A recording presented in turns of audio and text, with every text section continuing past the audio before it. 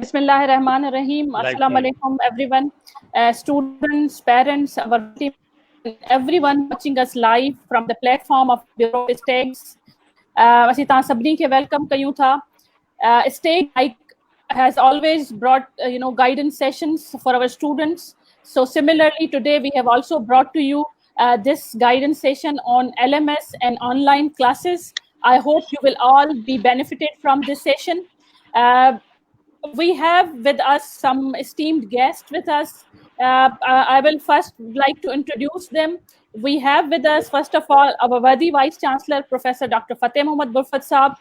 Sir has always been a driving force behind all the excellent initiatives at the University of Sindh Jamshoro. Learning management system is one of them. Sir, welcome on board. Thank you. Assalamu alaikum and very good evening, all of you. Walaikum salam, sir. We also have with us our respectable Dean, Faculty of Engineering and Technology, Professor Dr. Khalil Ahmed Khumbati Saab. Sir, welcome on the show. Tanji रहनुमाई जी ज़रूरत आहे, please असांखे guide कजो अॼु जे show जे. इन खां अलावा सभिनी खे सलाम. सर सलाम अलैकुम. उन खां अलावा असां सां गॾु आहिनि डॉक्टर यासिर अरफात मलकानी साहब. He is the Director, IT Services Center, University of Sindh Jamshoro, and he is also serving as an Associate Professor in the Institute of Computer Science. He is actually the man behind University of Sindh's learning management system. Dr. Yasir has developed the whole system. Welcome, Dr. Yasir. Thank you so much for joining us. Thank you. We also have our guest, Dr. Ishan Bhatti. He is serving as the Director, ORIC, and he's an IT expert and serving as the Associate Professor in the Institute of Information and Communication Technology. Dr. Zishan has always been a great support for all of us to understand how can we use different online resources. We welcome you, Dr. Zishan Bhatti. Thank you for joining us. Thank you very much, madam. Welcome to everybody. And myself, Dr. Sumaira Amrani, Director, Bureau of Stakes, we all will be with you to help you understand all the basic steps, and we will be there to respond to your queries related to online learning. ताकि जेतिरा भी questions आहिनि, ताकि जेतिरियूं भी queries आहिनि, kindly तव्हां असांजो जेको कमेंट्स बॉक्सिस आहिनि हेठि इन वीडियो में कमेंट्स अचनि पिया उन में टाइप कयो. असीं कुछ डेमोन्स्ट्रेशन एंड प्रेजेंटेशंस खां पोइ उहे क्वेश्चंस खणंदासीं वन बाय वन ऐं उन्हनि खे रिस्पॉन्ड करण जी कोशिशि कंदासीं. ही कलाक या 1.5 कलाक जो सेशन आहे जंहिंमें असीं कोशिशि कंदासीं त तव्हांजा प्रॉब्लम्स ऐं तव्हांजूं क्वेरीज़ रिज़ॉल्व कयूं. I would like to begin now with Dr. Yasir Malkani Saab. Sir, I would invite you to please take over and present a kind of demonstration for our students. Over to you, Dr. Yasir. Ji, thank you. So first of all, thanks for arranging such a useful session for students of the University of Sindh. So जेको असांजो अॼु जो session आहे इन में main असां जेको discuss कंदासीं कि स्टूडेंट्स LMS के कीअं एक्सेस कंदा ऐं कीअं उनखे यूज़ कंदा ऐं उन जा जेके कुझु कॉमन इश्यूज़ आहिनि उहे मां हिते थोरो सो ॿुधाईंदो वेंदुमि डेमोन्स्ट्रेशन सां गॾु. सो असां बहितर आहे त स्क्रीन शेयरिंग जे थ्रू ओवरऑल स्टूडेंट्स खे गाइड कयूं त कीअं सिस्टम खे यूटिलाइज़ कंदा. So wait a moment, असां जस्ट हिकिड़ी स्क्रीन शेयर कंदासीं इन मोमेंट.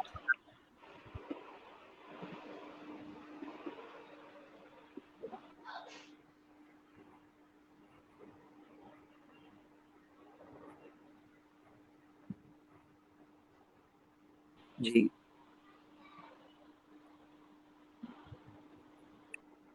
बेसिकली जॾहिं असां यूनिवर्सिटी ऑफ सिंध LMS जी ॻाल्हि कयूं था त असांखे सभिनि खां पहिरीं अचणो आहे lms.usindh.edu.pk ते. lms.usindh.edu.pk हिते जॾहिं असां अचूं था हिते असांखे डिफरेंट रिसोर्सिस मिलंदा जेके हेल्पफुल हूंदा असांजे लाइ ऑनलाइन एजुकेशन में.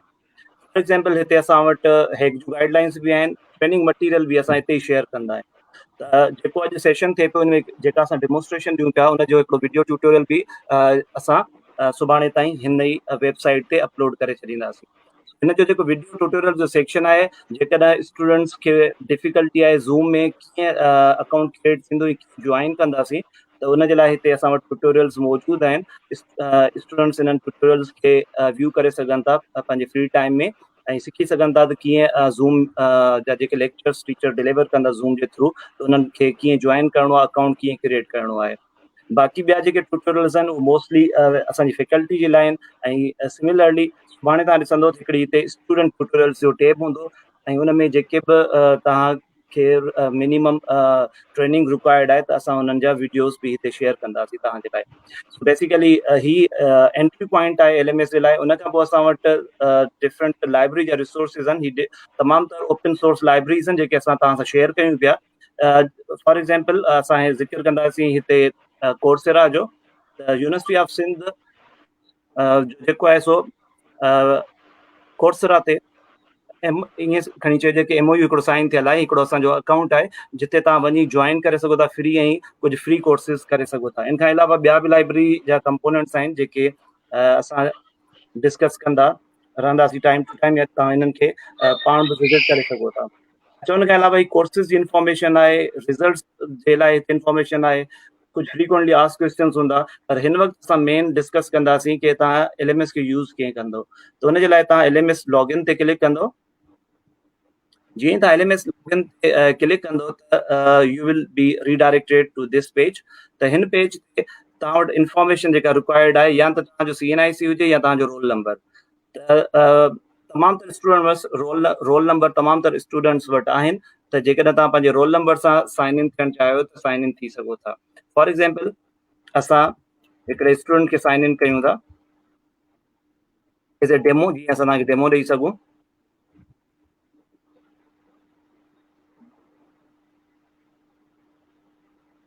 You have to provide just the roll number and the password. ठीक है। जॾहिं तव्हां लॉगिन थींदो, जेकॾहिं तव्हां रजिस्टर्ड स्टूडेंट आहे यूनिवर्सिटी ऑफ सिंध, ऐं सही पासवर्ड ॾियो जेको तव्हांजो ऑलरेडी तव्हांखे मिलियल आहे ई पोर्टल ते, माज़ी में तव्हां अटेंडेंस लाइ ई पोर्टल यूज़ कंदा रहिया आहियो, त सेम पासवर्ड तव्हां यूज़ करे सघो था। पर जेकॾहिं तव्हांजो पासवर्ड न पियो वर्क करे ऐं मैसेज अचे थो इनवैलिड पासवर्ड, त तव्हां फॉरगेट पासवर्ड ते वञी पासवर्ड रीसेट करे सघो था। ठीकु आहे।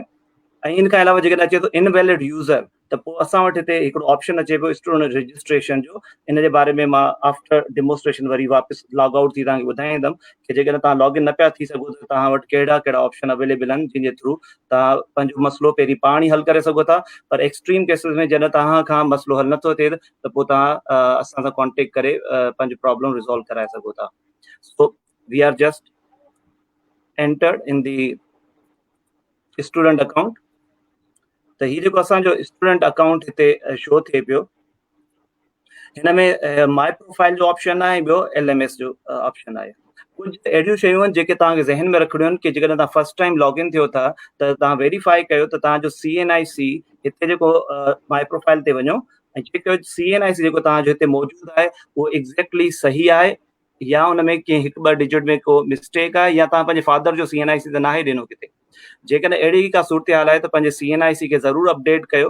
ठीकु आहे। इन खां अलावा पंहिंजी ईमेल ज़रूरु चेक कयो जेका हमेशह यूज़ थींदी तव्हां सां कॉन्टेक्ट करण लाइ, त छा उहा सही ईमेल हिते मौजूदु आहे। ठीकु आहे। इन खां अलावा तव्हां पंहिंजो मोबाइल नंबर अपडेट कयो, छाकाणि यूनिवर्सिटी ऑफ सिंध जॾहिं तव्हां सां कॉन्टेक्ट कंदी त इहे 3 इंपॉर्टेंट शयूं आहिनि कि CNIC जे थ्रू तव्हांजो रिकॉर्ड ट्रेस थींदो रहंदो आहे, ऐं तव्हांजी जेका ईमेल ऐं तव्हांजो जेको मोबाइल नंबर आहे इहा मेन असांजे लाइ सोर्स आहिनि तव्हां सां कॉन्टेक्ट करण लाइ। तव्हां जॾहिं पासवर्ड रीसेट कंदो त उन में तव्हांखे ही ईमेल ऐं CNIC प्रोवाइड करिणो पवंदो, त ऑटोमेटिकली तव्हांजी ईमेल ते नओं पासवर्ड अची वेंदो।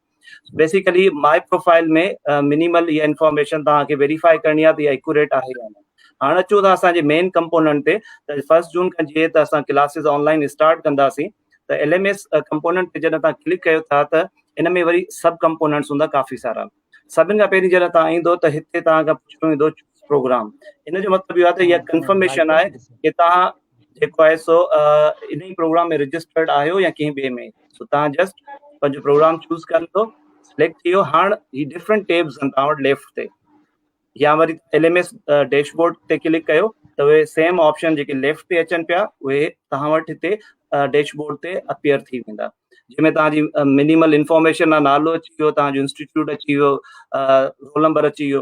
अच्छा उन खां पोइ असां वटि ही जेके डिफरेंट लेफ्ट ते ऑप्शन आहिनि तरतीबवार मां पढ़ां पियो LMS डैशबोर्ड ई पोर्टल डैशबोर्ड जो मतिलबु आहे तव्हां वापसि वञणु चाहियो था मेन डैशबोर्ड ते virtual classroom is the main component we will talk about today त ही मेन कंपोनेंट आहे जंहिंजे बारे में अॼु ॻाल्हाईंदासीं पाण प्रोग्राम असां हीअं ॾिठोसीं त जॾहिं तव्हां क्लिक कंदा आहियो पंहिंजो प्रोग्राम सिलेक्ट करण लाइ अटेंडेंस ही तव्हां माज़ी में यूज़ कंदा रहिया आहियो त तव्हांखे अटेंडेंस व्यू करणी आहे selection this is also very important component we will talk about this component today as well उन खां पोइ एडमिशन आहे स्कॉलरशिप आहे हिकु सर्वे फॉर्म आहे we will also talk about all these options one by one basically असां start कयूं था तरतीबवार त तव्हां कहिड़ा स्टेप्स फॉलो कंदो जॾहिं LMS में लॉगिन थोरो इंटरप्ट पई कयां थोरो अगरि तव्हां उर्दू में बि एक्सप्लेन कंदा हलो त असां वटि काफ़ी कमेंट्स पिया अचनि स्टूडेंट्स खे दिक़त पई थिए सिंधी सम्झण में त अगरि कुझु ॻाल्हियूं थोरी थोरी उर्दू में बि चवंदा माफ़ करियो जी जी जी जी जी ओके तो हम डिस्कस कर रहे थे कि जब हम वंस LMS में सॉरी अपने ई पोर्टल अकाउंट में आते हैं तो हमारे पास कौन सी चीज़ें जिनको हमें क्विकली देखना है और वेरीफाई करना है तो लॉगिन होने के बाद मैंने बताया कि आपको सबसे पहले अपना CNIC ईमेल और मोबाइल नंबर वेरीफाई करना है कि वो एक्यूरेट है या नहीं अब नेक्स्ट टाइम ये नेक्स्ट फेज में मैंने LMS के बटन पे क्लिक किया तो हम इस डैशबोर्ड पे आ गए अब इस डैशबोर्ड में बहुत सारी चीज़ें जो वन बाय वन हम डिस्कस करेंगे तो LMS डैशबोर्ड तो ये हमारे सामने है अगर हम ई पोर्टल डैशबोर्ड पे क्लिक करेंगे तो हम वापस बैक चले जाएंगे जो मेन डैशबोर्ड है हमारा तो यहाँ से हम दोबारा क्लिक करेंगे तो हम मेन LMS के डैशबोर्ड पे आ गए अब चूज प्रोग्राम ये जो पहला स्टेप होता है कि आपको प्रोग्राम अपना सिलेक्ट करना होता है ये वंस आपने कर दिया दैट्स इट उसके बाद हमारे पास जो ऑप्शन है वो है वर्चुअल क्लास ठीक है ना वर्चुअल क्लास से पहले कुछ और चीजें जो हमें पता होनी चाहिए और डिटेल में फिर हम वर्चुअल क्लास पे डिस्कस करेंगे जब आप LMS में आएंगे तो आपके लिए सबसे इंपॉर्टेंट चीज ये है कि क्या आपने अपने कोर्सेज सिलेक्ट किए हैं या नहीं this is the most important and mandatory requirement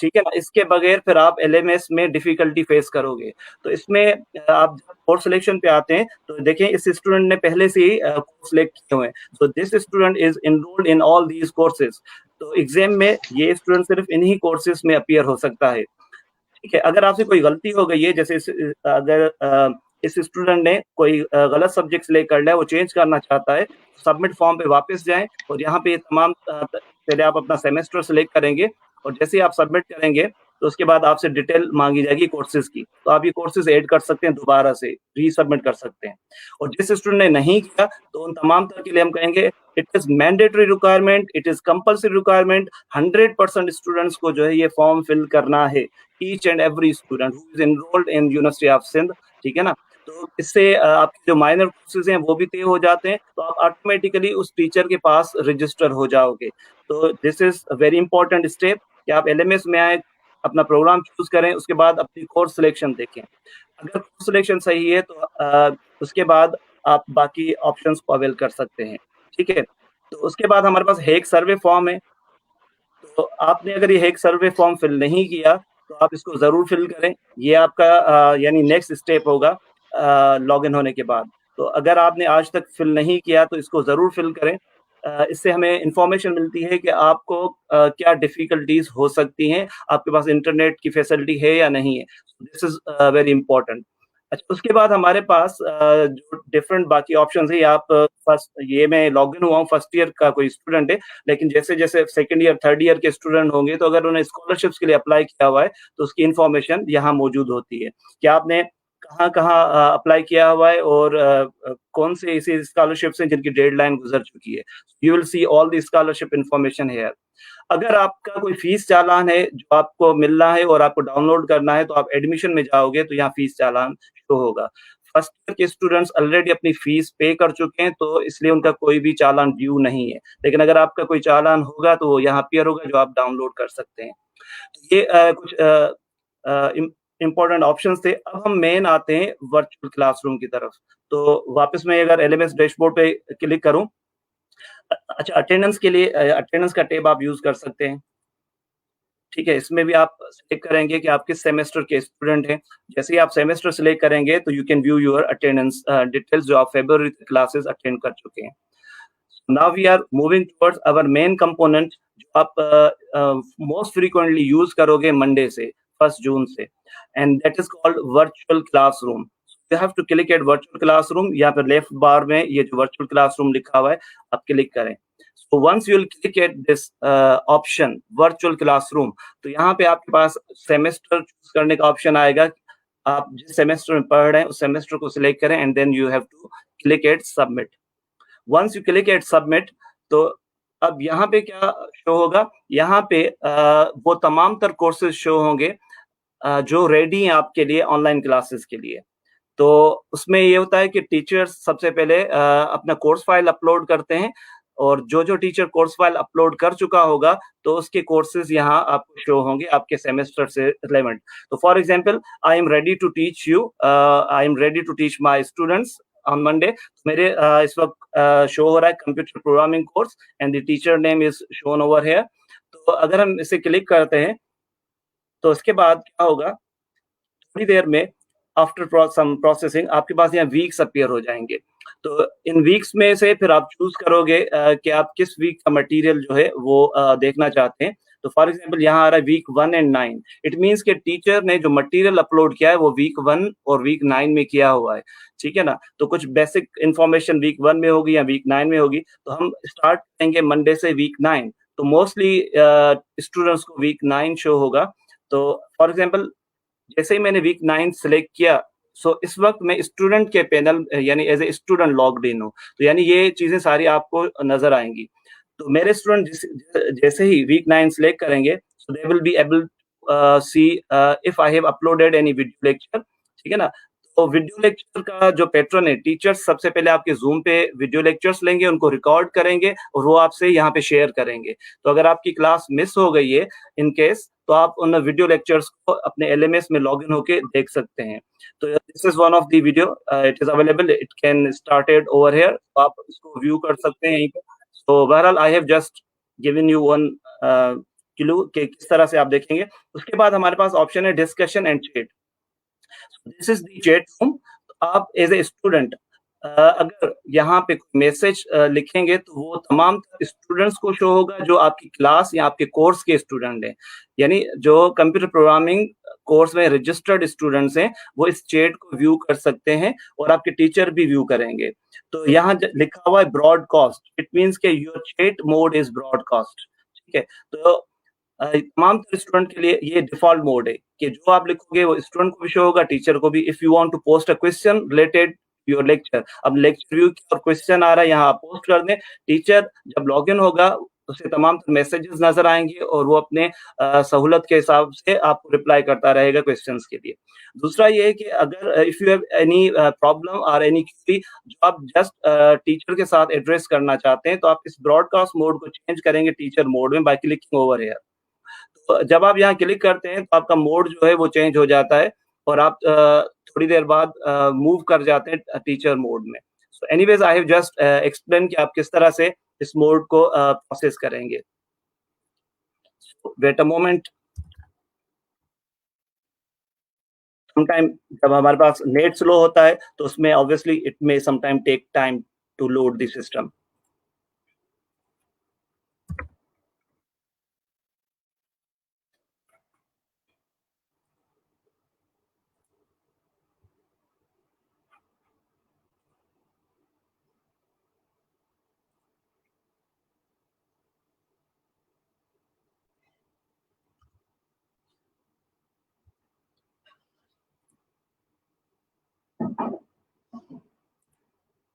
तो हम एक नई टैब ओपन कर लेते हैं because it is taking time.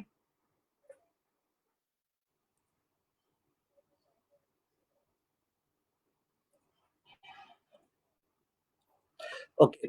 So if you are viewing this name, यानी यहाँ आप टीचर के साथ चैट कर सकते हैं. ठीक है. उसके अलावा अगर आप कोर्स मटेरियल पे जाते हैं तो यू कैन व्यू हेयर कि अगर आपके टीचर ने आपके साथ कोई PPT स्लाइड्स वगैरह शेयर की हुई हैं, आप उन PPT स्लाइड्स को यहाँ व्यू कर सकते हैं.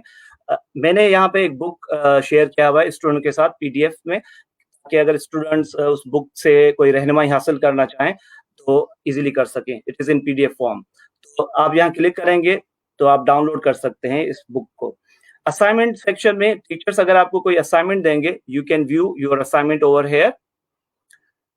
असाइनमेंट यहाँ से डाउनलोड करेंगे आप इस वक्त मैंने असाइनमेंट नहीं दी हुई, तो इसलिए यहाँ पर कोई भी असाइनमेंट अवेलेबल नहीं है।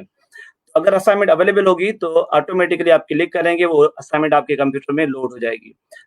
असाइनमेंट पे आप काम करेंगे और अपना रिस्पॉन्स कैसे सबमिट करेंगे कि once you have completed the assignment, आप अपने कंप्यूटर में उसे सेव करें पीडीएफ फॉर्मेट में एंड देन चूज फाइल, और यहाँ से आप जो भी फाइल देना चाहें असाइनमेंट अगर आपने कंप्लीट कर लिए तो आप उस फाइल को यहाँ अपलोड करेंगे, तो this file will be automatically transfer to the teacher. तो जो हमारा टीचर होगा ऑटोमेटिकली ये फाइल उस टीचर तक पहुंच जाएगी and then he can easily download it. This was about the assignment section. अच्छा, उसके बाद यूजफुल लिंक्स। अगर हमने यूजफुल लिंक्स कोई शेयर करने टीचर ने, जैसे एज ए टीचर मैंने लिंक शेयर किया है virtual university repository introduction to programming course. तो फॉर एग्जांपल जो मेरा कोर्स है उससे रिलेवेंट अगर कोई मटेरियल मैं शेयर करना चाहूँ तो मैंने यहाँ शेयर किया है, तो students will be able to view like this, कि जैसे ही यहाँ स्टूडेंट क्लिक करेंगे तो they will be redirected to that page. अच्छा, उसके बाद दूसरा लिंक हमने दिया university of Sindh Jamshoro on Coursera. तो ये देखें जो मैंने लिंक दिया ये ओपन हो गया। Student can also get benefit from these contents जो ओपनली अवेलेबल हैं। अच्छा, उसके बाद हमारे पास डिजिटल नोटिस बोर्ड का ऑप्शन है।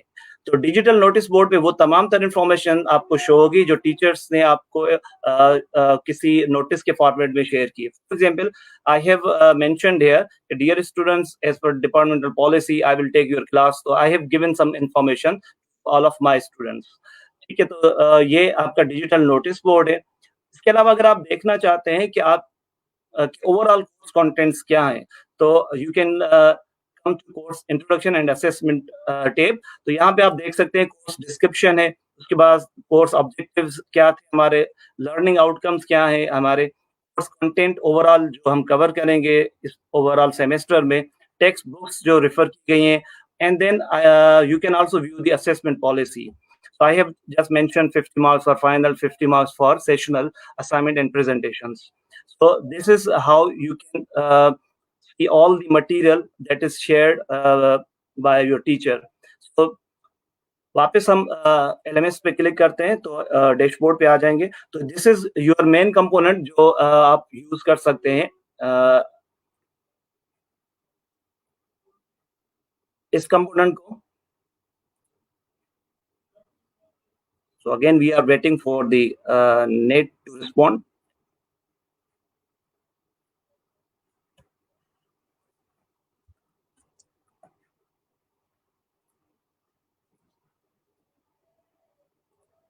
So don't worry, we can be connected in a while. तो आपने ये तमाम options देखें, तो we are just trying to resolve the connectivity issue. So I hope that if you have any queries, any questions, you can ask till now. Request कंदम madam Sumera के त जेकॾहिं क्वेश्चन्स तव्हां ओपन कयो हेसी ताईं जेको असां शो कयो आहे। असांखे काफ़ी क्वेश्चन्स अची विया आहिनि, हेसी ताईं असां वटि हिकिड़ी लॉन्ग लिस्ट जमा थी वई आहे क्वेश्चन्स जी। उन मां कुझु क्वेश्चन्स आहिनि रिलेटेड टू द टेक्नोलॉजी ऐं कुझु रिलेटेड आहिनि पॉलिसी मैटर्स असांजा छा आहिनि रिगार्डिंग अटेंडेंस एंड फीस। सो मां वीसी साहब खे रिक्वेस्ट कंदसि त सर तव्हां असांजे स्टूडेंट्स खे गाइड कयो कि असांजी फीस माफ़ करण जे लाइ का अहिड़ी पॉलिसी जनरेट असां सिंध यूनिवर्सिटी कई आहे, या असीं सोचूं पिया त असां स्टूडेंट्स खे को वेव ऑफ ॾियूं या का इंस्टॉलमेंट ऑफर कयूं, छो जो क्लासिस त ऑनलाइन थी विया आहिनि। इहो हिकिड़ो इलाही कॉमन क्वेश्चन आहे जेको काफ़ी स्टूडेंट्स पुछनि पिया। सर प्लीज़ गाइड कजो। थैंक यू मैडम, तव्हां सभ खां अॻु में ऐं तव्हां सभिनी जो थैंक यू चवंदुसि। स्टूडेंट खे बि वेलकम कंदुसि। मुंहिंजे ख़्याल में 2-2.5 जेके आउं ॾिसां पियो त उहे कमेंट्स बि मौजूदु आहिनि ऐं तव्हांजा हिन वक़्तु तक़रीबन 1000 शागिर्द तव्हांखे ॿुधनि पिया। तो most welcome all of U. हीअ असांजी हिकिड़ो एक्सपेरिमेंटल वेबिनार आहे जंहिंमें स्टूडेंट जी वॾी तादाद शामिल आहे। There is a will there is a way. तव्हांखे क्लियरली ॿुधाईंदो हलां कि फीस में जेको मामिलो आहे इहो हुकूमत सिंध डिसाइड कंदी ऐं यूनिवर्सिटी पब्लिक यूनिवर्सिटी पंहिंजो डिसीजन को अहिड़ो कोन थी वठी सघे। उन लाइ यकीनन जेको असां मदद लाइ हुकूमत सिंध खे लिखियो आहे। लेकिन जेसि ताईं असांजी फीस जो आहे तव्हांखे सभिनी खे ख़ुशी थींदी ऐं तव्हांखे ख़बर आहे कि सिंध यूनिवर्सिटी साल में हिकिड़ी फीस वठंदी आहे। इहा फीस असांखे जनवरी में वठणी हुई, कंहिं सबब जी वजह से रिज़ल्ट लेट थिया या असां वटि जेको पंहिंजो सिस्टम आहे उन जी वजह से असां लेट थियासीं। इहा फीस यकीनन ॿारनि खे जमा करणी आहे। हाणे उन फीस खे त को सम्झो थो कोन्हे, रजिस्ट्रेशन थींदी, इम्तिहान थींदा, हिन में ॿिया बि तमामु घणा जेके एक्सपेंडिचर्स आहिनि। सिंध यूनिवर्सिटी जी फी स्ट्रक्चर तमामु घटि आहे। बाक़ी जेसि ताईं तव्हांखे सॼी ख़बर आहे, असां वटि सिस्टम मौजूदु आहिनि, तव्हांखे ख़ुशी थींदी। तक़रीबन 1500 खां वधीक ॿार उन्हनि खे असां एहसास प्रोग्राम जी स्कॉलरशिप आहे, तक़रीबन 40,000 खां वधीक उन्हनि ॿारनि खे इनशाला विदिन वीक जेके उहे पैसा मिली वेंदा जिन अप्लाई कयो। असां वटि सिस्टम मौजूदु आहिनि, उन्हनि सिस्टम में जेके ॿार अप्लाई कंदा, लेकिन उहे नीटी ॿार हूंदा जेके पंहिंजी डॉक्यूमेंटेशन ॾींदा, कि उहे ॿार जिन जा माइट गवर्नमेंट सर्विस में आहिनि, उन्हनि खे त इमीडिएटली पंहिंजी फीस जमा करणु खपे। उन्हनि सां को सम्झौतो कोन्हे। यकीनन असां वटि 30-40% ॿार अहिड़ा हूंदा जिन सां थी सघे थो इशू हुजनि, उहे पंहिंजो असां वटि जेको फाइनेंशियल एड प्रोग्राम उन में उहे अप्लाई कंदा त इनशाला असां उन्हनि ते कंसीडर कंदासीं जीअं अॻे कंदा हुआसीं। त असां वटि स्कॉलरशिप मौजूदु आहिनि। असां बैतुल माल खे लिखियो आहे, ज़कात फाउंडेशन खे मोकिलियो आहे, लेकिन इहे उन्हनि ॿारनि लाइ हूंदा जेके बैतुल माल ऐं ज़कात जा मुस्तहक़ आहिनि। यकीनन हर ॿार पाण खे मां सम्झां थो मुनासिब बि कोन सम्झंदो त उहे जेके थोरा घणा जेके ॿार जिन वटि इनकम सपोर्ट मौजूदु आहे, जिन जा माइट अलाह साईं हयात रखिया आहिनि, जिन जा माइट कंहिं गवर्नमेंट जॉब में या बिज़नेस कंदा आहिनि या पंहिंजो कारोबार कंदा आहिनि, उन्हनि खे यकीनन इहा फीस इमीडिएटली जमा करणी आहे। जिन ॿारनि सां मसइलो आहे, यकीनन उन्हनि खे असां उन्हनि खे कोन छॾींदासीं। असांजो हमेशह स्लोगन आहे कि फीस जी वजह सां कंहिं ॿार खे तालीम डिसकंटिन्यू करण जो यकीनन असां कोन छॾींदासीं। जेको थी सघो उन जी मदद कंदासीं। लेकिन इहे ॿार जेके ॿुधनि पिया, यकीनन हिकिड़ो सिस्टम आहे, ऐं हाणे ऑनलाइन सिस्टम जी वजह में तव्हांखे ख़बर आहे जेके सिस्टम्स आहिनि असांखे यूनिवर्सिटी खे फर्स्ट टाइम डेवलप करणा पिया आहिनि। उन में असांजी फैकल्टी असांजी मदद कई आहे। फैकल्टी असांखे 100 रुपीज़ जेको हिकिड़ो डोनेशन पर मंथ ॾिए पई, उन मां बि असां ॿारनि खे मदद कंदासीं। लेकिन उहे ॿार जेके मुस्तहक़ आहिनि, डॉक्यूमेंटेशन ॾींदा, ज़कात जा, बैतुल माल जा, उन्हनि सां कंस्ट्रक्शन थींदी। बाक़ी कंस्ट्रक्शन लाइ हुकूमत सिंध जेको फ़ैसिलो कंदी, असां उन्हनि सां ॿधल हूंदासीं। इमीडिएटली उहे ॿार जेके हलंदे सरंदे वारनि, उन्हनि खे पंहिंजी फीस, असां वटि सॼो डेटा मौजूदु आहे। इन्हनि जे माइटनि जा शनाख़ती कार्ड बि मौजूदु आहिनि। असां वटि जेको इन्हनि ॿारनि जो डेटा बि मौजूदु आहे। त जंहिं फैमिली में कमाई वारा माण्हू मौजूदु आहिनि, जिन खे पघारूं मंथली मिलनि पियूं, उन्हनि खे त इमीडिएटली पंहिंजी फीस जमा करणु खपे। असां साल में हिकु दफ़ो फीस वठंदा आहियूं, उन्हनि ते को कंस्ट्रक्शन कोन्हे। जेके मुस्तहक़ ॿार आहिनि उहे अप्लाई कंदा, उन्हनि जे डॉक्यूमेंटेशन खां पोइ असां अॻिते हलंदासीं। यकीनन उन्हनि ॿारनि खे असां जेका पुॼी सघियासीं उहो मदद कंदासीं। उन्हनि खे कंस्ट्रक्शन बि थी सघे थी, इंस्टॉलमेंट बि थी सघे थो। लेकिन इहो उन्हनि ॿारनि लाइ हूंदो जेके मुस्तहक़ आहिनि, नीडी आहिनि, या जिन सां इकोनॉमिक इशूज़ एक्यूट आहिनि। उहे पंहिंजा असांखे डॉक्यूमेंटेशन ॾींदा, इवन पंहिंजो एड्रेस ॾींदासीं। असांजा माण्हू उन्हनि ज़िलनि में वेठा आहिनि, उन्हनि ॻोठनि में वेठा आहिनि, उहे उन्हनि जी तस्दीक कंदा। उहा तस्दीक थियण खां पोइ यकीनन असां उन्हनि खे कुझु न कुझु जेको हिननि में ॾींदासीं।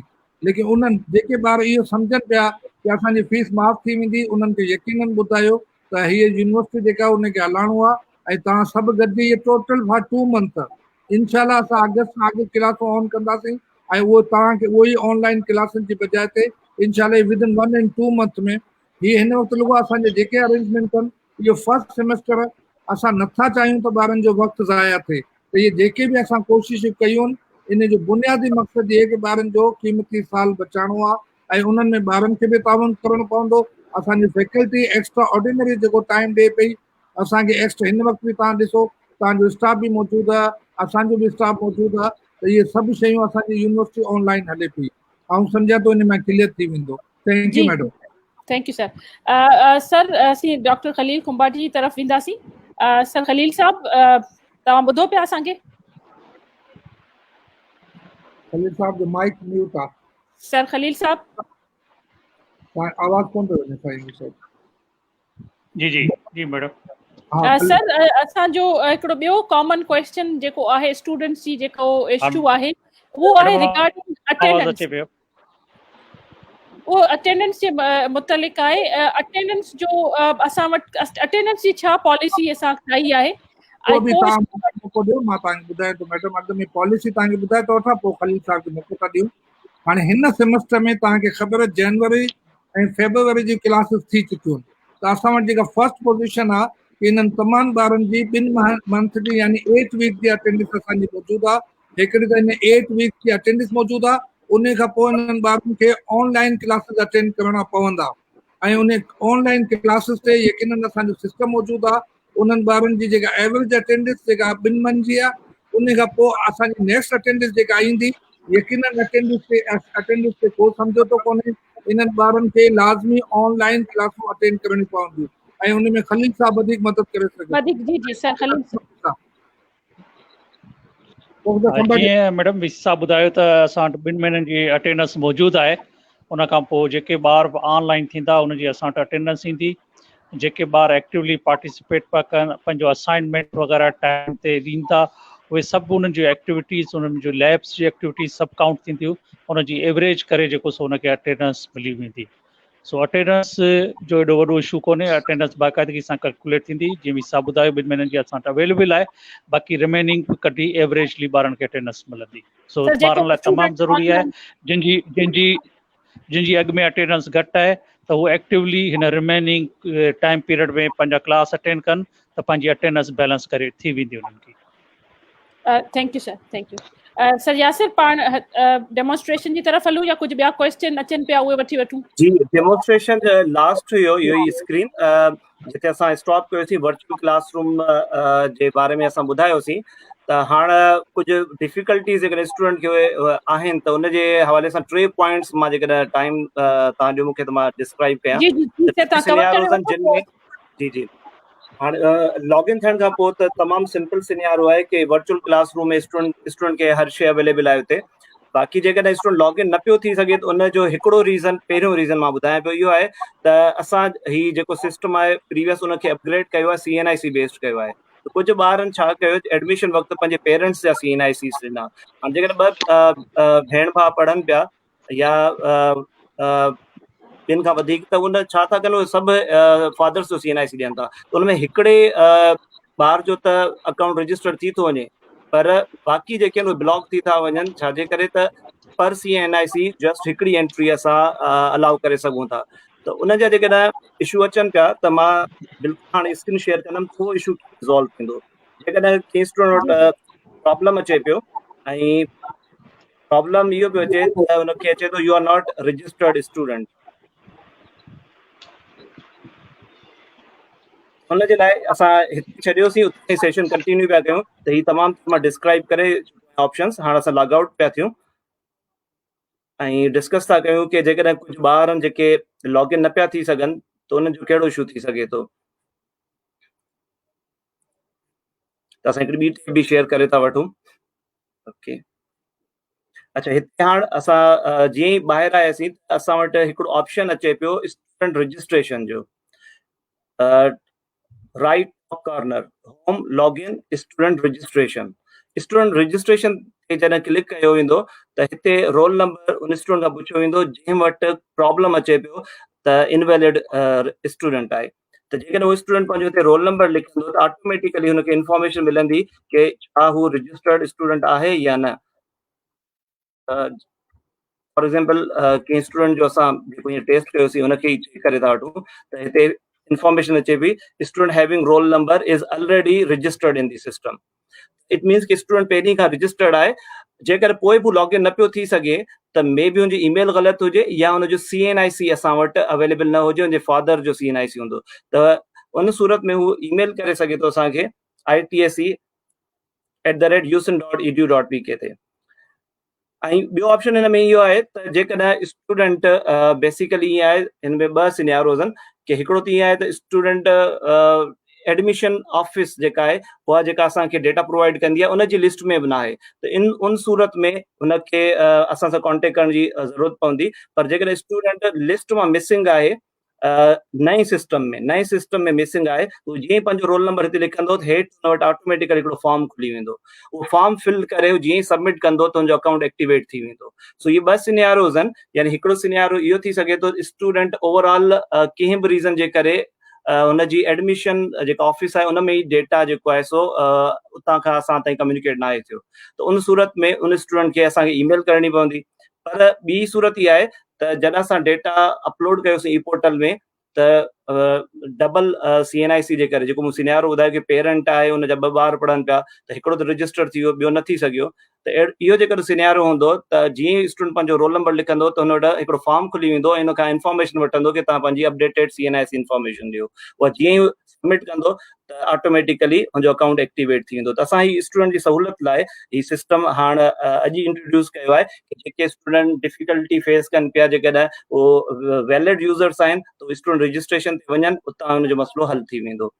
त हिकिड़ो त इहो प्रॉब्लम लॉगिन जो ईअं हल थी वेंदो। ॿियो स्टूडेंट मोस्टली असांखे ईमेलूं कनि था, पासवर्ड चवनि था विसरी वियो आहे, त हुन जे लाइ गाइडेंस इहा आहे त तव्हां फॉरगेट पासवर्ड हलिया वञो, हिते पंहिंजो रोल नंबर टाइप कयो ऐं हुन खां पोइ पंहिंजी रजिस्टर्ड ईमेल ॾियो। कॾहिं कॾहिं ईअं थींदो आहे त एडमिशन वक़्तु के ॿार ईमेल जेके आहे उहा कंहिं पंहिंजे रिलेटिव जी ॾेई छॾींदा आहिनि, या के ॿार जेकॾहिं कंहिं शॉपकीपर खां फॉर्म भराईंदा आहिनि त उन शॉपकीपर जी ईमेल हूंदी आहे। पोइ हाणे हू जॾहिं हिते रोल नंबर ॾियनि था त उनखे ईमेल यादि कोन्हे त असांजी कहिड़ी रजिस्टर्ड ईमेल हुई। पोइ इन हवाले सां अगेन इहो थींदो कि हुननि खे पंहिंजो रोल नंबर, पंहिंजो CNIC असांखे ईमेल करणो पवंदो, जेका मूं ईमेल मेंशन कई itsc@usin.edu.pk ते। त असां हुनजी ईमेल अपडेट करे छॾींदासीं। हुन सां गॾु हुननि खे पंहिंजो ID कार्ड बि असांखे मोकिलिणो पवंदो ईमेल ते, जीअं असां वेरीफाई कयूं त हीअ ऑथेंटिक स्टूडेंट आहे ऐं जेका यानी जेको माण्हू कम्युनिकेट असां सां करे पियो वाकई में ही उहो ई स्टूडेंट आहे जंहिंजो ही रोल नंबर ते ईमेल में मेंशन थियल आहे। इहे ॿ मेन जेके स्टूडेंट खे प्रॉब्लम्स अची सघनि था, यानी हू जेकॾहिं लॉगिन न पियो थी सघे त या तुंहिंजो पासवर्ड ग़लति आहे त फॉरगेट पासवर्ड करे वठे। फॉरगेट पासवर्ड में बि एरर अचे पियो, इट मीन्स कि हुन पंहिंजी ईमेल जेका आहे रजिस्टर जेका कराई आहे उहा ग़लति कराई आहे, या थी सघे थो त उनजी ईमेल डेटाबेस में मौजूदु ई न हुजे। त उन सूरत में हू असांखे ईमेल मोकिले ॾिए CNIC सां, त असां हुनखे रिप्लाई कंदासीं। अच्छा, ॿी हिकिड़ी तमामु लास्ट पॉइंट।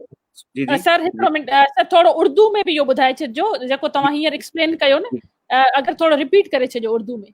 जी जी। तो अगर आपको लॉगिन होने में इश्यू आ रहे हैं तो उसके 2 रीजन हो सकते हैं। एक तो ये है कि आपने अपने पेरेंट्स का CNIC दिया था एडमिशन के वक्त, और अगर आप एक से ज्यादा बहन भाई पढ़ रहे हैं यूनिवर्सिटी में तो एक का अकाउंट एक्टिवेट हो गया होगा, एक का ब्लॉक हो गया होगा।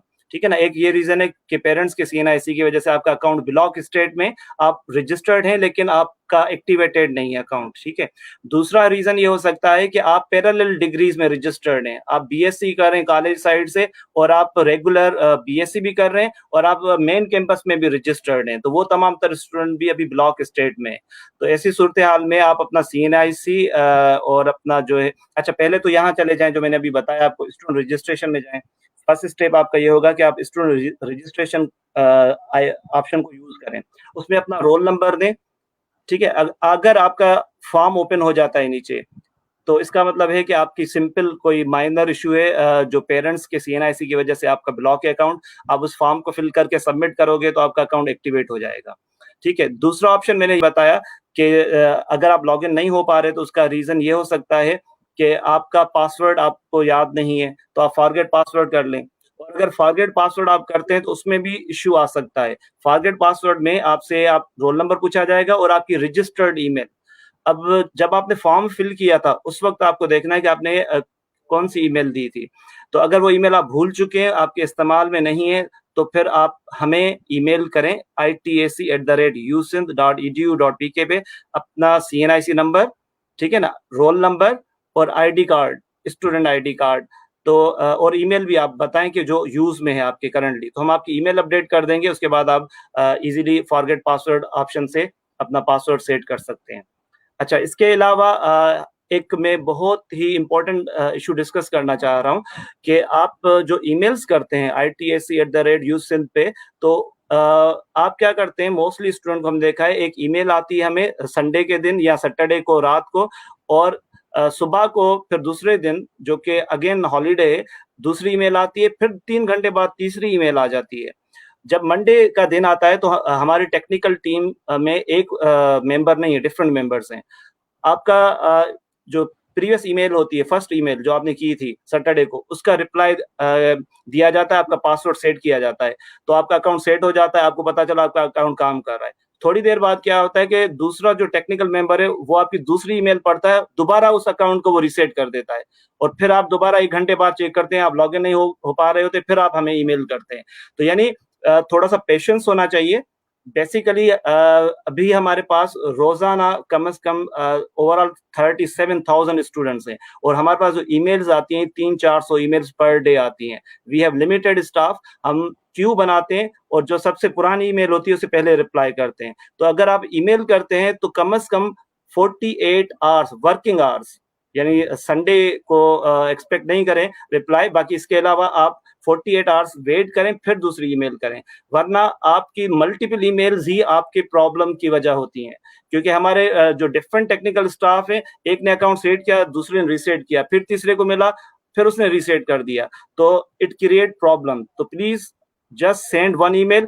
आपकी ईमेल बहुत इंपॉर्टेंट है और हमें पता है, लेकिन आपकी 4 ईमेल्स जब एक ही प्रॉब्लम को सॉल्व करने के लिए यूज होती है तो हमारे 4 लोगों का टाइम वेस्ट होता है, उसके बाद आपका मसला भी हल नहीं होता, यानी वो प्रॉब्लम घूम फिर के वहीं घूम रहा होता है। तो प्लीज ईमेल जब करें तो थोड़ा वेट जरूर करें। तो I will just again request you कि आप itse@usin, this is the main source to resolve all your technical issues, but after email please wait. ठीक है ना?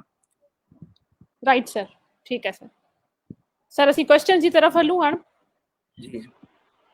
सवालन ते वञो। सर यासिर, असी क्वेश्चन जी तरफ हलूं था। डॉक्टर ज़ीशान साहब, तव्हांखे पुछंदासीं त कुछ IT रिलेटेड इश्यूज़ आहिनि, उन्हनि में असांजी हेल्प कयो। स्टूडेंट्स पुछनि पिया त असां जेके रिकॉर्डिंग हूंदियूं क्लासिस जूं उहो असां किथे चेक करे सघूं था, ऐं असांजो टीचर जेको क्लास ऑनलाइन वठंदो उहो ज़ूम जे थ्रू वठंदो, गूगल क्लासरूम जे वठंदो, या टीम्स या मुख़्तलिफ़ सॉफ्टवेयर आहिनि, त हू कहिड़ो डाउनलोड कनि ऐं मतलब कहिड़े सॉफ्टवेयर जी तरफ वञनि, उन ते थोरो गाइड कजो। जी, अस्सलाम वालेकुम मैडम, आवाज आ रही है सबको? जी जी सर। ठीक, सबसे पहले तो जो मेजर इशू है स्टूडेंट्स का, जो कमेंट्स में भी बहुत सारे आ रहे हैं, that what we will do with Zoom। Basically Zoom हम यूज करेंगे for online meeting and having an online class, जिसके तहत जो फैकल्टी है वो डायरेक्टली स्टूडेंट्स के साथ कोऑर्डिनेट करेगी और ऑनलाइन लेक्चर लेगी Zoom एप्लीकेशन के थ्रू। LMS का पर्पस है for giving the back end support, जिसके तहत आपके course material, course handouts, lecture notes, classes और जितने भी नोटिस बोर्ड है वो LMS के थ्रू हम कोऑर्डिनेट करेंगे एवरी स्टूडेंट के साथ। तो LMS अलग चीज है, Zoom अलग चीज है। LMS के थ्रू आपकी course files, course materials, lecture notes, handouts, class के नोटिसेस, जितनी भी चीजें हैं, they would be coordinated with every student using the same LMS thing. Zoom की जहां तक बात रही, Zoom के थ्रू लाइव लेक्चर लिया जाएगा, जिसके तहत टीचर आपके स्टूडेंट्स के साथ कनेक्ट होगा और वो तमाम स्टूडेंट्स के साथ लाइव लेक्चर लेगा। ऑब्वियसली ये तमाम लेक्चर्स रिकॉर्डेड होंगे and they would be transferred to LMS, और वो LMS के आपके हर कोर्स के अंदर एम्बेड होकर असाइन हो जाएंगे। हम लोगों ने इस वक्त भी जो हर चीज के ट्यूटोरियल्स बनाए हुए हैं, ये लाइव सेशन एक जनरल सेशन है ताकि बहुत सारी चीजों को लाइवली हैंडल किया जाए। इसके अलावा कल तक आपको, अगर आप LMS पे जाएंगे तो ऑलरेडी Zoom के भी लेक्चर्स मौजूद हैं, YouTube के भी मौजूद हैं, LMS के भी मौजूद हैं, और लेक्चर्स आहिस्ते आहिस्ते बनते जा रहे हैं। जैसे जैसे हमें प्रॉब्लम्स आ रही हैं, उन प्रॉब्लम्स को आइडेंटिफाई करके हम वीडियो लेक्चर्स, PDF लेक्चर्स, दोनों चीजें बनाने की कोशिश कर रहे हैं कि उनको कैसे इस्तेमाल किया जाए, कैसे यूज किया जाए। तो होपफुली ये एक सीरीज है, बाकी जो टेक्निकल हेल्प है वो भी प्रोवाइड की जाएगी। रहा सवाल एग्जामिनेशन इश्यूज का भी सर काफी सारा आ रहा था, तो करेंटली क्लासेस स्टार्ट होने दें, एग्जाम के बारे में हम वी विल वरी अबाउट लेटर ऑन। तो we were not talking about exam right now, let's start the class, और फिर जैसे रहा एग्जाम का वो यूनिवर्सिटी आपको पॉलिसी देती रहेगी। अटेंडेंस के मैटर पे भी सर्विसेज आपने पहले ही एड्रेस कर दिया था कि आपकी इनिशियल 2 मंथ्स की अटेंडेंस है वो कंसिडरेशन में होगी, ऑनलाइन की अटेंडेंस नहीं है। इसीलिए हम रिकॉर्डेड सेशंस भी रख रहे हैं कि जो स्टूडेंट्स ऑनलाइन क्लास इस वक्त लाइव नहीं ले सकते वो बाद में भी रिकॉर्डेड सेशंस को अटेंड करके वीडियो लेक्चर देख सकते हैं। तो ऑनलाइन अटेंडेंस जो होगी वो स्टूडेंट को लेक्चर अटेंड करना है, पर अटेंडेंस मार्क नहीं होगी, उसके मार्क्स नहीं, अटेंडेंस इन टर्म्स ऑफ जो है वो नहीं होगी, लेकिन अटेंड करना है वो एक अलग एस्पेक्ट है कि सबको क्लासेस जरूर अटेंड करनी है। ठीक है, एक और इसमें टेक्निकल इशू था, काफी सारे स्टूडेंट्स के जो कमेंट्स में भी क्वेश्चंस आ रहे हैं। भट्टी साहब ॿुधो पिया मूंखे, एक इजाफा जरूर कोशिश करें कि क्लास अटेंड करें, क्योंकि ये सर वही मैंने कहा कि क्लास अटेंड जरूर करनी है। एनी हाउ स्टूडेंट्स को वो हर टीचर क्लास को मॉनिटर भी करेगा, नोट भी करेगा कि you have to attend the class, attend करनी है। तो जितने इम्कान हो सके, यकीनन किसी वजह से नहीं कर सकते तो हमें सिस्टम का भी पता है, यानी हमारी पूरी इसमें मॉनिटरिंग मौजूद होगी। हमें अच्छी तरह से पता है कि कहाँ बच्चे बैठे हुए हैं। अब अगर कोई बच्चा हैदराबाद में बैठा हुआ है, सिंध यूनिवर्सिटी में बैठा हुआ है, जामसर कॉलोनी में रहता है, वो ये अगर बहाना करे कि मैं अटेंड नहीं कर रहा हूँ तो उसकी कोई गुंजाइश नहीं है। यकीनन फार फलंग एरियाज में जो बच्चे हैं उनके साथ कोई रियल प्रॉब्लम है तो उसको एड्रेस किया जाएगा। हमारी तमाम मॉनिटरिंग टीमें जो इस बात को भी एड्रेस करेंगे कि कहाँ कहाँ जो मसाइल है, तो यकीनन उन मसाइल को भी हम एड्रेस कोशिश करेंगे। कोशिश यही है कि बच्चों ने नई दुनिया में दाखिल होना है। मैं हमेशा कहता हूँ कि ब्लेसिंग इन द डिस्गाइज, बच्चों को एक अच्छा मौका मिल रहा है। मुझे बहुत ज्यादा खुशी हो रही है कि इस तरह से मीटिंग्स हमारी बहुत कम होती थी। तो ये मुसीबतें हमें सिखाती हैं बच्चों को नए माहौल के लिए तैयार करना है, इस चैलेंज को एक्सेप्ट करना है, अपना कीमती वक्त बचाना है और उसको बेनिफिट लेना है। तो कोशिश ये करें कि 100% क्लासेस अटेंड करें। आपके साथ कोई प्रॉब्लम है तो यकीनन हम आपको ये गुंजाइश देंगे कि आप ऑफलाइन जाएं। बट इस आप प्लीज आप कंटिन्यू कीजिए। जी सर, सो इंशाल्लाह ये एक सेशंस है। इसके अलावा जो है जो पर्पस होगा कि ऑनलाइन लेक्चर्स जब टीचर लेगा थ्रू जूम, तो उसकी भी वीडियो रिकॉर्डिंग जो है वो आपके एलएमएस में इंटीग्रेटेड होगी। तो once you go into your LMS और वर्चुअल क्लासरूम में जब आप जाएंगे तो वहां पे जब आप अपना कोर्स सेलेक्ट करेंगे तो वहां पे हर कोर्स की वीडियो रिकॉर्डिंग मिलेगी। तो एक मेजर क्वेश्चन जो सबके पास इस टाइम हमें आ रहा है कि सर इंटरनेट का बहुत बड़ा प्रॉब्लम है। यस, वी अंडरस्टैंड कि there is a huge problem of internet, इसीलिए रिकॉर्डेड लेक्चर्स की फैसिलिटी रखी है कि आज नहीं कल अगर आप उस वक्त लाइव लेक्चर अटेंड नहीं कर सकते तो आपने वो रिकॉर्डेड लेक्चर सुनना है, एलएमएस में जाके वो क्लास अटेंड करनी है, वीडियो लेक्चर सुनना है। वो एलएमएस में बैकएंड पे आपकी अटेंडेंस वहां पे मार्क हो जाएगी। तो वो सिस्टम है बेसिकली आपको रिकॉर्ड करेगा, चेक करेगा कि आपने क्लासेस अटेंड कर रहे हैं कि नहीं कर रहे हैं। तो इसीलिए क्लास अटेंड करना लाजमी है और एलएमएस के थ्रू हमने रिकॉर्डेड फीचर्स भी रखा हुआ है। तो अगर आप लाइव लेक्चर नहीं सुन पा रहे तो यू डोंट हैव टू वरी, वही लेक्चर आपका रिकॉर्डेड फॉर्म में एलएमएस में इंटीग्रेट होगा उसी कोर्स के अंदर। तो आप वहां पे जाके वही लेक्चर दोबारा अटेंड कर सकते हैं। तो अगर लाइट का इशू है तो लाइट 1 घंटे के बाद 2 घंटे के बाद इवेंचुअली आ जाती है, 12 घंटे भी नहीं है तो बाकी 12 घंटे होती है इवेंचुअली। वही बात है कि सर प्रॉब्लम है, we have to come for a solution. और ये सोल्यूशन हमारे पास, we have tried to provide the best possible solution जो इस वक्त not only in Pakistan but throughout the world के अंदर जो सोल्यूशंस मौजूद है उनको लेकर हमने एक बड़ा अच्छे तरीके से सिस्टम बनाया है ताकि हम स्टूडेंट को मैक्सिमम फैसिलिटेट कर सके। तो उसमें रिकॉर्डेड फीचर्स का ऑप्शन है। अगर लाइट नहीं है तो जब लाइट आएगी तो हमें उस टाइम उसको आप देख सकते हैं। अगर वो नेट का प्रॉब्लम है तो नेट इवेंचुअली, ऐसा नहीं कि सारा दिन प्रॉब्लम होगा, यू हैव टू थोड़ा सा आप लोगों को भी मैनेज करना होगा। हर जगह नेट का नहीं प्रॉब्लम, हम नेट की कंपनी से भी बात कर रहे हैं ऑफिशियली, यूनिवर्सिटी के थ्रू भी, HEC के थ्रू भी। We are trying to address कि कौन कौन से एरियाज हैं जहाँ पे इंटरनेट के प्रॉब्लम्स आ रहे हैं, उनको जिन स्टूडेंट्स की कंप्लेंट्स आ रही है, we are trying to address that as well. तो इंशाल्लाह ऐसा नहीं है कि हम स्टूडेंट्स की तरफ से गाफिल हैं, हम पूरी कोशिश कर रहे हैं कि हम स्टूडेंट्स के प्रॉब्लम्स को अंडर कंसिडरेशन रखें। जहां इंटरनेट के प्रॉब्लम्स हमें आ रहे हैं वहां पे हम उन कंपनीज से कांटेक्ट कर रहे हैं कि उनको प्रॉब्लम्स को through from those companies resolve किया जाए। तो इंशाल्लाह at our best and we are trying to address as much as we can ताकि मैक्सिमम स्टूडेंट्स की पार्टिसिपेशन इस ऑनलाइन कोर्सेज की तरफ रहे। जो लाइव अटेंड कर सकते हैं बहुत अच्छी बात है, खुदा ना खास्ता लाइट या किसी और इशू से वो नहीं आ सकते तो वो रिकॉर्डेड फॉर्म में वही लेक्चर उनके पास मौजूद होगा, वो उसको भी देखकर अपनी क्लास को अटेंड कर सकते हैं। उनका टाइम और उसका वो जो एक लर्निंग सेशन है वो जाया नहीं जाएगा इंशाल्लाह ताला। Madam over to you for next question जो है। जी सर, हिकिड़ो क्वेश्चन अचे पियो डॉक्टर यासिर या तव्हां रिस्पॉन्ड कयो कि फर्स्ट ईयर जा कुछ स्टूडेंट आहिनि जिन वटि रोल नंबर जिन खे इशू न थिया आहिनि त छा हू पंहिंजी CNIC या फादर जी CNIC यूज़ करे लॉग इन करे सघे थो न? अच्छा, जिनके रोल नंबर अलोकेट न आहिनि थिया त उन जो रीज़न ख़बर हुजणु खपे, छाकाणि त रोल नंबर अलोकेट न थियण माना उनजी एडमिशन ई कोन्हे। तुंहिंजो रोल नंबर अलोकेट थिया हूंदा बैक एंड ते त उहो ITSC ते पंहिंजो जेकॾहिं लॉगिन न पिया थी सघंदो, जीअं मूं मेंशन कयो कि पहिरीं त हुन फॉर्म खे यूज़ कनि, स्टूडेंट रजिस्ट्रेशन फॉर्म, उते पंहिंजो जेकॾहिं हुनखे एट ऑल रोल नंबर मिलियो ई कोन्हे 2 महीननि में त पोइ त सभिनि खां बहितर इहो थींदो कि पंहिंजो CNIC नालो डिपार्टमेंट जो लिखी असांखे मोकिलीनि त असां एडमिशन ऑफिस खां कंफर्मेशन कंदासीं कि एडमिशन थी आहे। जेकॾहिं हुनजी एडमिशन थी चुकी आहे त बस पोइ हुन जो अकाउंट एक्टिवेट थींदो। सो बेसिकली जेको जी मतलब सभिनी खे रोल नंबर मिलियल आहिनि हिन स्टेज ते? सभिनि खे मिलियल आहिनि, जिनखे रोल नंबर न आहे माना उनजी एडमिशन ई न आहे न। एडमिशन आहे, ठीक जी बिल्कुल। रोल नंबर खां सवाइ त को भी स्टूडेंट जेको आहे सो इंटाइटल ई न आहे कि यूनिवर्सिटी ऑफ सिंध जो स्टूडेंट सॾाइजे।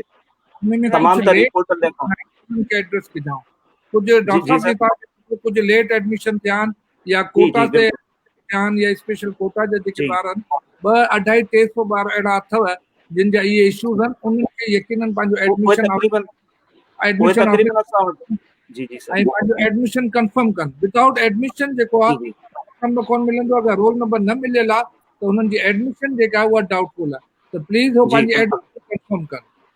ऐं जी किथे उन लाइ असां उन्हनि खे हेल्प कयूं पिया त जेकॾहिं उहे ITSC ते पंहिंजी डिटेल मोकिलींदा त असां पोइ एडमिशन ऑफिस सां पाण ई कॉन्टेक्ट कंदासीं।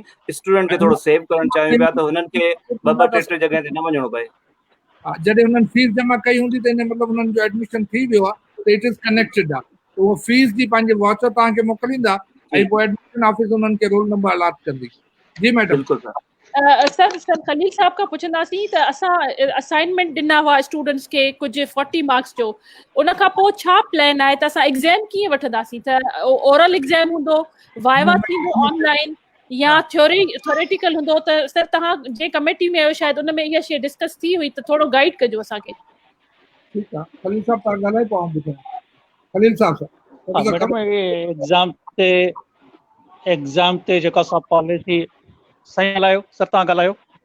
हा न साईं, उहो तव्हां जीअं असां डिसाइड कयो, भट्टी साहब मैडम एग्ज़ाम ते पॉलिसी जेका असां कमु करियूं पिया, HEC कुझु इंस्ट्रक्शन ॾिनियूं आहिनि, हिन मौके ते असां एग्ज़ामिनेशन जो मोड डिसाइड न कयो आहे। असां जी तवको करियूं पिया त असांजी फिज़िकल कॉन्टेक्ट थी वञे, यानी 15 जुलाई ताईं असांजी ऑनलाइन क्लासूं हलनि पियूं। असां कोशिशि कंदासीं त इहे 2 महीना जेके असां ज़ाया कया आहिनि, पंहिंजे अप्रैल मई, उन्हनि जी क्लासूं असां कवर करियूं। इंशाअल्लाह ताला हालतूं बहितर थी थियूं वञनि त असां वापसि पंहिंजे फिज़िकल कॉन्टेक्ट में ईंदासीं। यूनिवर्सिटी इंशाअल्लाह स्टार्ट कंदासीं may be mid of the जुलाई। 15 जुलाई ताईं ऑफिशियली असांजी यूनिवर्सिटी बंदि आहे, त असां इहो ॿारनि जो नुक़सानु जेको थियो आहे क्लासिस जो, उन्हनि खे कंपनसेट करियूं पिया। इंशाअल्लाह तव्हांजा इम्तिहान जेके थींदा, फर्स्ट असांजी चॉइस इहा आहे कि यूनिवर्सिटी ओपन थी वेंदी उन सिस्टम ते जीअं अॻु में तव्हांजा फाइनल एग्ज़ाम थींदा हुआ, त उहो 50% ऐं 60% तव्हांजा नंबर जेके आहिनि उन जा थी वेंदा। सेकेंड जेको प्लान बी आहे कि ख़ुदा न ख़ास्ता इहो COVID-19 एक्सटेंड थी थो वञे, यूनिवर्सिटियूं नथियूं खुली सघनि, त उन लाइ असां डिस्कस करियूं पिया।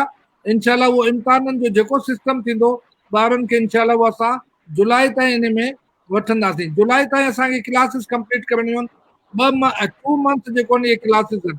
इंशाअल्लाह ताला इहे 1 जून ऐं जुलाई जो असांजूं क्लासिस थी वेंदियूं।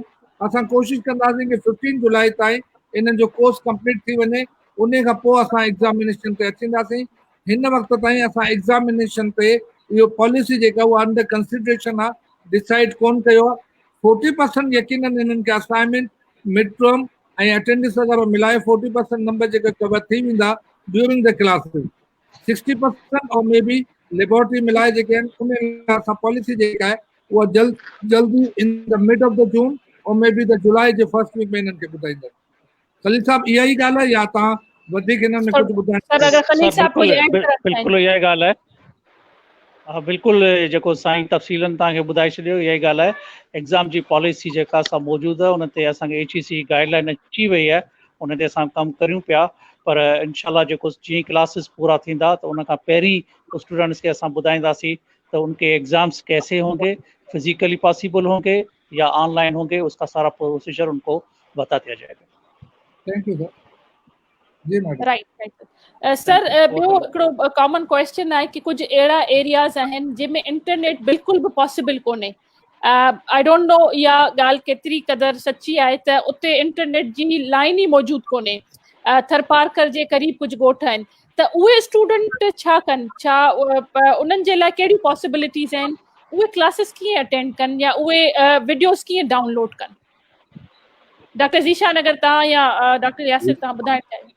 जी बेसिकली एज पर हेक पॉलिसी तमाम तर यूनिवर्सिटी ऑनलाइन एजुकेशन ते वञनि पियूं, उन जा डिफरेंट सोल्यूशंस आहिनि।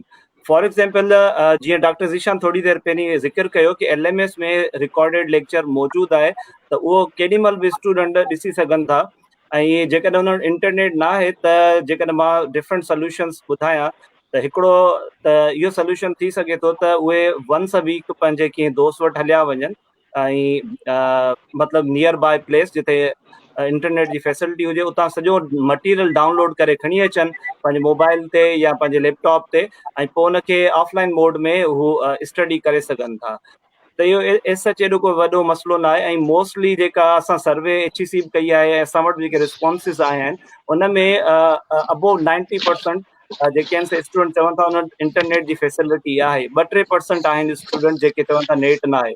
त नेट कंहिं न कंहिं फॉर्मेट में नियर बाय प्लेस ते स्टूडेंट खे एक्सेस मिलियल आहे। जेकॾहिं हुनजी लाइव क्लास मिस थी वञे कंहिं बि ॻाल्हि जे करे त हू पोइ वीकली तमामु तर जेको मटीरियल डाउनलोड करे खणी अचे। ॿी सूरत में अॼुकल्ह तव्हां ॾिसंदव TCS जूं सर्विसिस ॾाढियूं एक्टिव आहिनि, जेके बि आहिनि। त कंहिं पंहिंजी क्लासमेट खे चई छॾे त हुनजे लाइ डाउनलोड करे मटीरियल हिकिड़ी CD 30 रुपयनि जी हूंदी आहे या 35 रुपयनि जी, उहा राइट जी करे हुनखे TCS करे छॾे वीकली बेसिस ते या हर 15 ॾींहं, त उन CD खे बि हू यूज़ करे सघे थो ऐं ऑफलाइन घर में वेही स्टडी करे सघे थो। सो बेसिकली ईअं हूंदो आहे कि जेकॾहिं असां में विल आहे त असां को न को तरीक़ो कढी वठंदा आहियूं। सो आई होप के स्टूडेंट जेके रियली चाहींदा कि असां कंहिं तरीक़े सां पंहिंजो वक़्तु ज़ाया न कयूं। बेसिकली असां सभु स्टूडेंट लाइ कमु पिया कयूं, तमामु तर शयूं जेके आहिनि असां स्टूडेंट लाइ पिया कयूं त जीअं हुनजो टाइम बचाए सघूं। सो आई होप राइट के उहे खे सम्झी सघंदा कि असां केॾी महिनत कई आहे जस्ट हुनजो टाइम सेव करण जे लाइ। त हू असांजो हथु वंडरा आहिनि, बजाए जेके हू सिर्फ़ु सोचनि वेही कि हाणे हीअ शयूं कीअं थींदियूं। त हू पंहिंजा प्रॉब्लम शेयर कनि, असां सां कंहिं न कंहिं तरीक़े सां हेल्प कंदासीं, उन गाइड कंदासीं। टेक्निकल टीमूं असां वटि मौजूदु आहिनि, उन्हनि खे रस्ता ॿुधाईंदियूं कि तव्हां कीअं पंहिंजो सेमेस्टर सुठे ऐं ख़ुशि उसलूबी सां पूरो करे सघो था। Provide them full support. Right sir, right, ज़बरदस्त। सर मुंहिंजे ख़्याल में काफ़ी क्वेरीज़ असां जेके मेजर इशूज़ आहिनि उहे असां एड्रेस करे विया आहियूं। बसि मां आख़िर में हिकिड़ो क्वेश्चन कंदसि जेको आहे रिलेटेड टू मोटिवेशन। कुझु असांजा स्टूडेंट अहिड़ा आहिनि उहे चवनि था त असां वटि इंटरनेट बि आहे, असां वटि लैपटॉप बि आहे, पर असीं मोटिवेटेड फील नथा कयूं त असीं ऑनलाइन वञी क्लासिस अटेंड कयूं। त उनजे लाइ सर वाइस चांसलर साहब तव्हां कहिड़ो मैसेज ॾींदा कि how to be motivated to attend online classes? Madam तमाम सुठी गाल। मैं समझता हूँ मैं उर्दू में बात करूँ तो दोनों बच्चे समझ लेंगे। बुनियादी चीज क्या है कि इस प्रोग्राम का बुनियादी मकसद हमने बच्चों को एड्रेस करना है कि उनका कीमती वक्त बचाना है। अब सीधी सी बात है कि आप चाहते हैं कि मिसाल तो वे आपके फाइनल ईयर के बच्चे हैं, अब फाइनल ईयर के बच्चे जो है इनको 2020 की डिग्री 2020 में मिलनी चाहिए। अब अगर वो चाहते हैं कि जी हमें 2020 में मिले तो उन्हें इस प्रोग्राम में आना चाहिए। इसी तरह से वो बच्चे जो फर्स्ट ईयर में आए हैं वो चाहते हैं कि जी हमने 4 साल में अपना प्रोग्राम मुकम्मल करना है। अगर उनका ये इरादा है कि हमने 4 साल में करना है, जो सेकेंड ईयर में है उनके यकीन अगले 3 साल हैं, जो थर्ड ईयर में है उनका 1 या 2 साल है। तो आपका टाइम है। अब ये आप पे इन्हसार है कि आपने अपने कीमती वक्त को बचाना है। हमें इसमें कोई बेनिफिट नहीं है, हम सिर्फ बच्चों का कीमती वक्त बचाना चाहें। मोटिवेशन का बुनियादी आज मुकाबले का जमाना है। Fast one will eat to slow one. जो बच्चे आगे बढ़ जाएंगे, आपको पता है प्राइम मिनिस्टर साहब ने स्पेशल CSS का ऐलान किया है। अब वो बच्चे जो अपनी डिग्री 2020 में मुकम्मल कर लेंगे वो इंशाल्लाह 2021 में इम्तिहान में बैठ सकेंगे।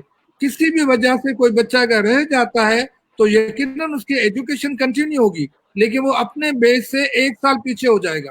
हमने ये डिसाइड किया हुआ है कि जितने भी बच्चे आए, चाहे वो 40% आए 50% आए, हमने उनका साल बचाना है। अब जो बच्चे इस टीम में शामिल होंगे, आगे बढ़ेंगे, उनका एक कीमती साल बच जाएगा। खुदा ना खास्ता किसी भी वजह से कि इंटरनेट नहीं है, उनके पास स्मार्टफोन मौजूद नहीं है, या वो नहीं चाहते कि जी हम छुट्टियां एंजॉय करना चाहते हैं, हम इंशाल्लाह कोशिश करेंगे कि वो बच्चे ऑनलाइन आए। लेकिन किसी वजह से अगर वो ऑनलाइन नहीं आते हैं तो उनका एक कीमती साल जाया हो जाएगा, जो उस बच्चे का नुकसान है। हम नहीं चाहते कि उस बच्चे का कोई नुकसान हो, हम उस बच्चे का कीमती वक्त बचाना चाहते हैं, जिसकी वजह से पूरी टीम ने ये इतनी बड़ी कोशिश की है। और ये पब्लिक यूनिवर्सिटी में वाहिद पब्लिक यूनिवर्सिटी सिंध यूनिवर्सिटी है जो जिसको ये बच्चों की फिक्र है कि हम घर में बैठे हुए हैं। आपको पता होना चाहिए कि ये यूनिवर्सिटी के जो मुलाजिम हैं, ये उस्ताद हैं, वाइस चांसलर हैं, ये सरकारी मुलाजिमीन हैं, इनको भी वो तमाम फैसिलिटीज आज घर बैठे मिल रही हैं। ये ऑफिस जाए ना जाए इनको पैसे मिलेंगे, इनकी तनख्वाह मिलेगी। लेकिन उस बच्चे की जो है वो इम्तिहान में शामिल नहीं होगा, वो अपने असाइनमेंट मुकम्मल नहीं करेगा। हम ये वादे कर दें कि विदाउट इम्तिहान के, विदाउट असाइनमेंट के उनको डिग्री ये ना सोचें कि इनको प्रमोट कर दिया जाएगा। यूनिवर्सिटी की ये वाज़ेह पॉलिसी है, HEC की ये वाज़ेह पॉलिसी कि without examination, without classes, without assignment हम किसी बच्चे को प्रमोट नहीं करेंगे। तो वो इससे बाहर निकलना है। अगर उनको अपना साल बचाना है तो उन्होंने इसमें शामिल होना है। जो आपने क्वेश्चन किया, हम सब, मैं खुद पूरी सिंध को जानता हूँ, यकीनन 15 किलोमीटर 20 किलोमीटर का मसला हो सकता है। आप हफ्ते में एक दिन अपने टाउन के हेडक्वार्टर चले जाएं। थपाका के बच्चे हैं, मैं खुद उमरकोट जाता हूँ, मैं मिट्टी जाता हूँ, यकीनन वो तमाम इलाके मुझे बहुत अच्छी तरह से पता है। इसका फासला 2 घंटे से ज्यादा कहीं भी नहीं है। आप पाकिस्तान के जितने जिले हैं, इन जिलों का अपने हेडक्वार्टर से मैक्सिमम जो फासला है वो 2 घंटे का है। आप ये 2 घंटे का एक दिन तकलीफ उठाइए, पूरे हफ्ते का आप जाके अपनी क्लासेस जो है उसकी रिकॉर्डिंग कीजिए, अपने घर में बैठ के काम कीजिए। मुझे पता है कि 70-80% बच्चे जो है इनके पास मोबाइल फोन भी मौजूद है। यकीनन वो 20% बच्चे हो सकते हैं जिनके पास स्मार्टफोन मौजूद नहीं है, जिनके पास लैपटॉप मौजूद नहीं है। हम उनके लिए भी प्लान करें कि हमने इंशाल्लाह उनके लिए भी सिस्टम डेवलप करने हैं। हम इंशाल्लाह कोशिश करें कि कर्जे हंसना का निज़ाम हो जाए, बैंक से लोन दिए जाएं। इन बच्चों को उस वक्त तक लोन दिया जाए जब तक ये पाँव पे खड़े हो जाएं। पाकिस्तान में ऐसे निज़ाम मौजूद हैं, बैतुल माल भी मौजूद है, स्टूडेंट एड के प्रोग्राम मौजूद हैं, लैपटॉप भी हुकूमत देती थी। हमने हुकूमत से भी रिक्वेस्ट की कि इन बच्चों की मदद की जाए। लेकिन एक बात बहुत वाज़ेह तौर पे ये बच्चे सुन लें कि ये इनका अपना फायदा है। इस टीम में वो शामिल होंगे, अपना कीमती वक्त बचाएंगे। जो शामिल नहीं होगा वो 1 साल लेट हो जाएगा। हम नहीं चाहते कि बच्चे लेट हों, लिहाजा पूरी कोशिश ये है कि बच्चों का कीमती वक्त बचाना है। आज का एक एक दिन बहुत कीमती है। जो बच्चा पीछे रह जाएगा वो अपने क्लासमेट से 1 साल पीछे रह जाएगा। तो यह उसमें 50% 60% बच्चे भी आगे निकल गए तो आप इस कंपटीशन से आउट हो जाएंगे। लिहाजा उन बच्चों को इस कंपटीशन में शामिल होना है, इस चैलेंज को कबूल करना है। मसाइल मौजूद हैं, हमें बहुत अच्छी तरह से पता है कि बच्चों के साथ मसाइल मौजूद हैं। कहीं इलेक्ट्रिसिटी मौजूद नहीं है, कहीं स्मार्टफोन मौजूद नहीं है, कहीं इंटरनेट मौजूद नहीं है, कहीं बच्चे खुद भी जो है वो चाहते हैं कि एक अच्छा टाइम मिला है, एंजॉय करें। हमने 2 मंथ जो है वो आपको बिल्कुल एंजॉयमेंट समर वेकेशन दे दी है। अब आप उठ खड़े हों, अपने पाँव पे वजन डालिए, आपने मुकाबला करना है। हमें आपकी इन नौजवानों ने पाकिस्तान को चलाना है, सिंध को चलाना है। कल आपने जाके हम लोगों की जगह लेनी है। तो जो पीछे रह जाएगा वो पीछे रह जाएगा, जो आगे बढ़ जाएगा वो आगे बढ़ जाएगा। मेरी बच्चों से गुजारिश है कि अपने फ्यूचर के लिए, अपने मुस्तकबिल के लिए, अपने माँ बाप के लिए, अपने खानदान के लिए इस चैलेंज को कबूल कीजिए और इन मसाइल में आगे बढ़िए। जो लोग मसाइल में आगे बढ़ते हैं अल्लाह उनकी मदद करता है, और यकीनन जो अपनी मदद करता है अल्लाह उसी की मदद करेगा। हम आपके साथ शामिल हैं, आपके मसाइल पे अभी हम बात करते रहेंगे। तो मेहरबानी करके इस टीम में शामिल होइए। बुनियादी मकसद यही है। ये जितने टीम में लोग बैठे हैं आप देखें, ये अपने याफिर साहब बैठे हुए अपनी फैमिली को टाइम नहीं दे रहे। इस वक्त इनकी फैमिली का टाइम है। प्रोफेसर खलील खंबाटी साहब हैं, जीशान भट्टी साहब हैं, आप डॉक्टर सुमेरा उमरानी हमारे साथ शामिल हैं। इवन हमारे बहुत से फैकल्टी, डीन जरीन अब्बासी साहिबा इस वक्त ऑनलाइन हमारे साथ बैठी हुई हैं। तो यकीनन बहुत से सीनियर प्रोफेसर बैठे हुए हैं।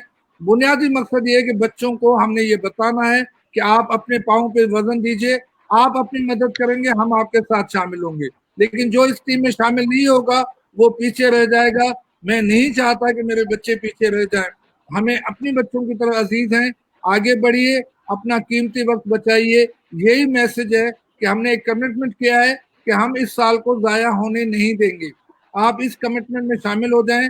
आपको इंशाल्लाह ये साल जो है ये प्रोडक्टिव होगा। कोविड-19 हर जगह मौजूद है, पूरी दुनिया की यूनिवर्सिटीज बंद है, लेकिन हमने ये तहिया किया हुआ है कि हम आपका कीमती वक्त ज़ाया नहीं करेंगे। आपकी डिग्री जो 2020 की है वो आपको वक्त में मिलेगी। ये 2020 का जो एकेडमिक ईयर है ये आपका ज़ाया नहीं होगा। बहुत शुक्रिया आप सबका। जी madam. Thank you very much sir. मुझे ख्याल में हाणे काफ़ी इशूज़ असां डिस्कस कया आहिनि ऐं क्वेरीज़ खे एड्रेस करण जी कोशिशि कई आहे। पर ही हिन सीरीज़ जो पहिरियों प्रोग्राम हो ऐं मां उमीद थी कयां त अहिड़े टाइप जा प्रोग्राम असीं तव्हांजी हेल्प सां कंदा रहंदासीं ऐं स्टूडेंट्स जा मसला हल करण जी कोशिशि कंदासीं हर पॉसिबल तरीक़े सां। I am thankful to all the guests who joined us today, worthy vice chancellor साहब, प्रोफेसर डॉक्टर खलील कुंबाटी साहब, डॉक्टर यासिर, डॉक्टर ज़ीशान, तव्हां सभिनी जी वॾी महिरबानी, तव्हां असांखे टाइम ॾिनो ऐं इलाही यूज़फुल सेशन रहियो। मां सभिनी स्टूडेंट्स खे हिकु दफ़ा वरी गुज़ारिश कंदसि त please prepare your self for the 1 जून। तव्हांजा ऑनलाइन क्लासिस शुरू थियण वारा आहिनि। तव्हांखे रेडी हुजिणो आहे, इन चैलेंज खे क़बूल करिणो आहे। असीं हर वक़्तु तव्हां सां गॾु आहियूं। तव्हांजी कहिड़ा बि प्रॉब्लम्स आहिनि तव्हां असां सां शेयर कयो, असीं उन्हनि खे रिज़ॉल्व करण जी कोशिशि कंदासीं। वॾी महिरबानी, अल्लाह हाफ़िज़, थैंक यू सो मच। वॾी महिरबानी तव्हां सभिनी, अलाह तव्हां Thank